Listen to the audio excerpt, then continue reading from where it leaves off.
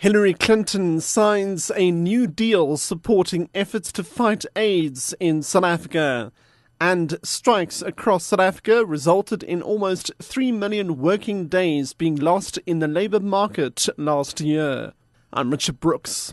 US Secretary of State Hillary Clinton has signed a new deal supporting efforts to fight AIDS in South Africa.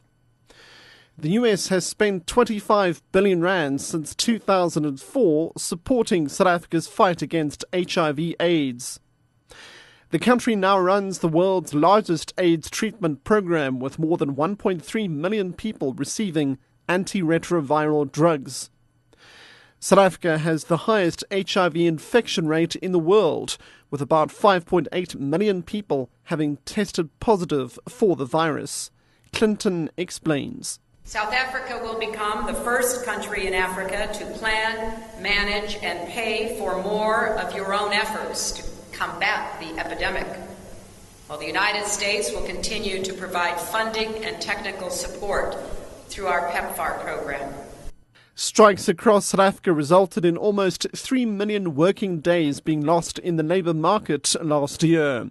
The Labour Department, however, says work stoppages in 2011 were dramatically down from the previous year.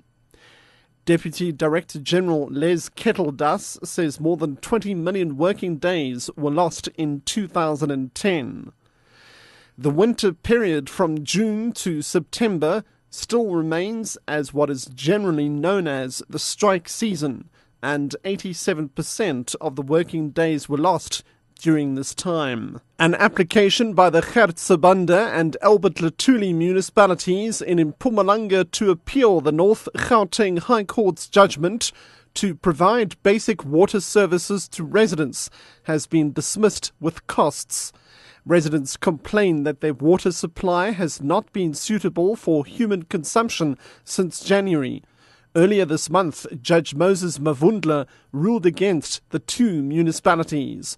Lawyers for Human Rights spokesperson and Julie Maestri. We are extremely pleased with the outcome of the decision. The municipalities will have to comply with the original order in the main application, and the original order in the main application directs the municipalities to provide water to the residents of Carolina. In order to appeal an interim order, you need to prove irreparable harm in order for leave to appeal to be granted. The municipalities didn't allege that irreparable harm had occurred, and in the result, the judge appeared to agree that irreparable harm on the municipality side hadn't been alleged, and in the result it was upheld. Truckers and motorists are still trapped in heavy snow on the N3 near Moy River in the KZN Midlands.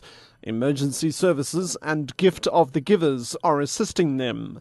They are handing out food parcels, blankets, clean water and snacks.